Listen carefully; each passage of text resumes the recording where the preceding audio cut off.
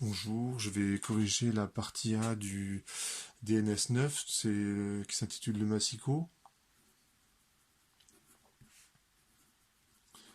Partie A, DNS9. Bon, je me rends compte qu'il y a une petite erreur, j'ai mis DNS10. Bon, c'est pas grave. Le corrigé est disponible sur le Drive déjà. Donc là, je fais une petite vidéo assez rapidement qui sur ce corrigé. Donc la vitesse en coordonnées cylindriques, ça c'est du cours. Donc il va rien se passer suivant Z, hein, donc Z point est nul. On a, je réponds à la question 1. La question 2, on va avoir besoin du déplacement en coordonnées cylindriques. Alors, je vous le fais remarquer, si je multiplie par d de r, c'est v fois d de t. Hein, le déplacement, c'est la vitesse fois le temps. Eh bien, si vous multipliez par d de t ici, ça fait d de r. Suivant d de r. d de r, donc c'est la variation de la coordonnée, petit r. Si je multiplie par d de t, θ point d de t, ça devient d de θ. Hein, je vous l'avais présenté différemment l'autre jour. On peut aussi le voir comme ça. Et donc quand je multiplie z point par d de t, ça fait d de z. Et je fais un petit schéma, donc je zoome sur le... Ça c'est E de θ. Ça c'est E de R. Et vous avez le fil de la lame, on va dire, qui passe comme ceci. Donc je le fais... alors si je zoome suffisamment, en réalité, là c'est quasiment une droite, quoi. Et quand je me déplace, si je prends ce point-là et ce point-là, et ben le déplacement ici c'est d de r. C'est ce qui est marqué là. Et le déplacement suivant θ, c'est r dθ. Et ben là on voit apparaître un triangle rectangle qui est ici. Et on a tangente alpha qui vaut r dθ sur d de r. Donc je réarrange cette équation et je réponds à la question 2. Alors ça fait d de θ, ça vaut tangente alpha d de r sur r. Et donc j'ai la forme qui est demandée. Donc ici la fonction f de alpha c'est tangente alpha. Question 3. J'intègre. Bon, je réécris l'équation du dessus. Et pour intégrer, en fait j'ai fait une séparation de variables. Hein. Je mets ce que je fais à droite, je le fais à gauche, donc je mets un signe intégral. R ça varie de R0 jusqu'à petit r. Θ ça varie de 0 jusqu'à θ. Donc ça il faut y aller simplement l'énoncé, hein, c'est marqué, c'est proposé dans l'énoncé. Et ici ça va donner θ. Et là ça fait tangente alpha, qui est une constante, logarithme de r, une primitive de 1 sur r, que je vais évaluer entre r et R0. Et tout calcul fait, ça fait tangente alpha, logarithme de r moins logarithme de R0. Donc ça donne ça. Ensuite, donc je fais une petite réécriture. Tout calcul fait, ça donne ça. Petit r. Donc en fait, c'est une spirale logarithmique, ce truc-là. Hein, c'est... Dans les exercices, on le retrouve assez souvent, finalement.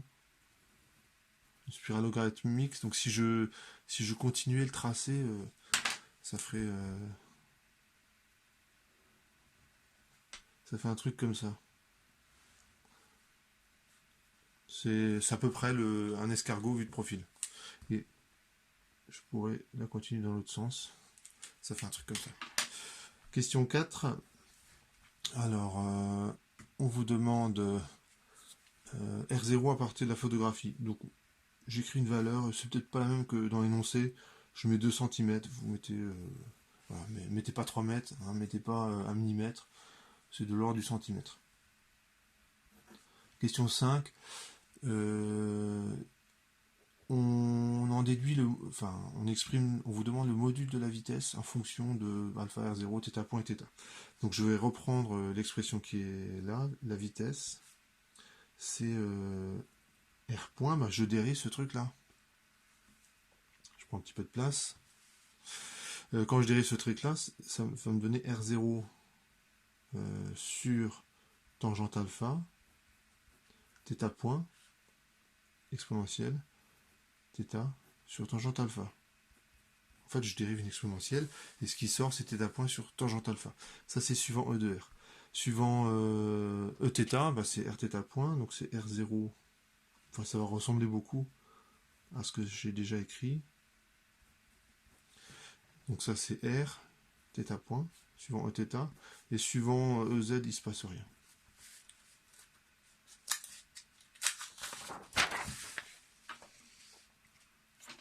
Et donc, ce que je remarque, c'est que ce terme-là,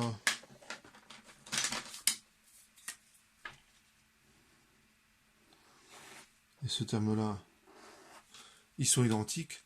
Donc tout de suite, je vais simplifier. Hein. Donc le V0, c'est le module de V. Donc j'utilise Pythagore, ça fait racine. Donc la partie commune là, que j'ai tracée, que j'ai entourée en vert,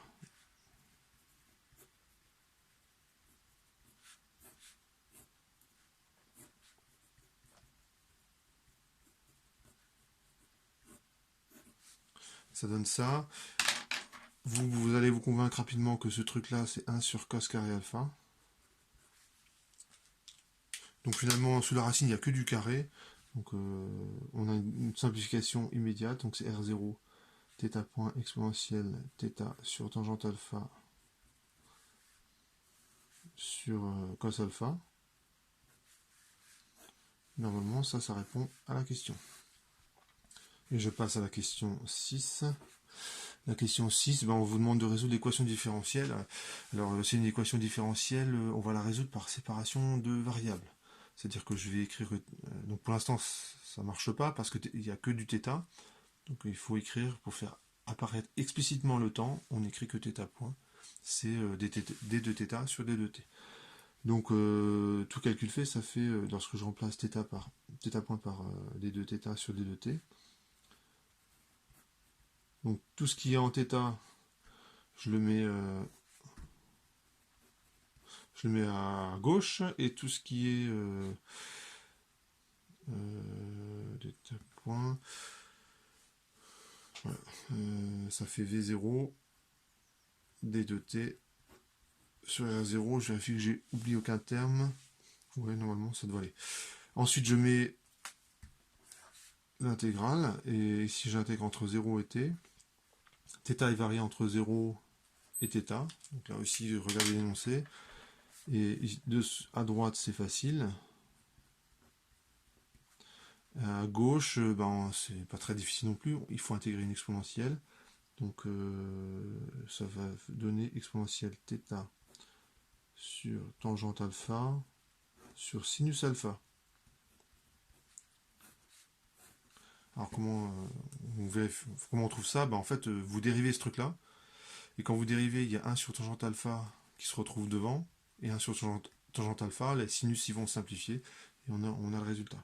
Entre 0 et θ, donc ça nous donne exponentielle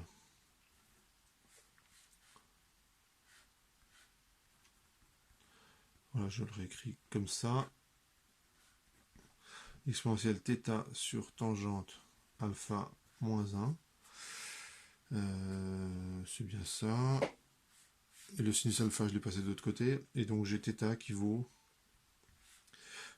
tangente alpha logarithme de V0 sinus alpha t sur R0 plus 1. Voilà, tout ça pour découper du papier. Voilà pour la partie A du DNS 9.